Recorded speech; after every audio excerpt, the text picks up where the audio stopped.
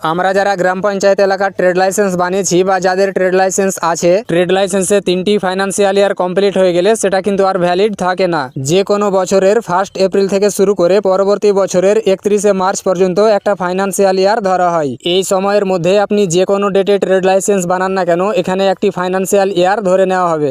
যদি আপনি ফাইন্যান্সিয়াল ইয়ারের লাস্ট মাস অর্থাৎ মার্চ মাসেও রেজিস্ট্রেশন করেন না কেন, তারপরেও কিন্তু একটি ফাইন্যান্সিয়াল ইয়ার ধরে নেওয়া হবে। তো এইভাবে আপনার 3টি ফাইন্যান্সিয়াল ইয়ার কমপ্লিট হয়ে গেলে আপনাকে কিন্তু ট্রেড লাইসেন্সটি রিনিউয়াল করতে হবে। তো আজকের ভিডিওতে আপনাকে দেখাবো যে গ্রাম পঞ্চায়েত এলাকার ট্রেড লাইসেন্স রিনিউয়াল কিভাবে করবেন তার সম্পূর্ণ প্রসেস দেখাবো। চ্যানেলে নতুন হলে অবশ্যই চ্যানেলটি সাবস্ক্রাইব করবেন এবং পাশে থাকা বেল বাটনে ক্লিক করে নোটিফিকেশন অল করে দেবেন। আর আপনি যদি ফেসবুক থেকে ভিডিওটি দেখেন তাহলে অবশ্যই পেজটি ফলো করে আপনজনদের শেয়ার করে ইনফরমেশন দেওয়ার চেষ্টা করবেন। তো চলুন ভিডিও শুরু করা যাক। ট্রেড লাইসেন্স রিনিউয়াল করার জন্য মোবাইল অথবা কম্পিউটারে যে কোনো একটি ব্রাউজারে সার্চ বারে এসে লিখবেন ট্রেড NOC লিখে সার্চ করবেন।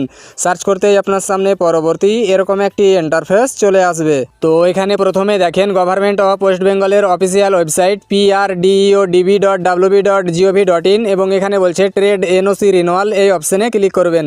ক্লিক করতেই পরবর্তী এরকম একটি ইন্টারফেস চলে আসবে। অথবা আপনার সুবিধার্থে আমি ভিডিও ডেসক্রিপশনে লিঙ্ক দিয়ে দেবো, সেখানে ক্লিক করেও ডাইরেক্ট এই পেজটিতে চলে আসতে পারবেন। তো এই পেজটিতে আসার পর এখানে বলছে ডিটেলস অফ পারপাস ট্রেড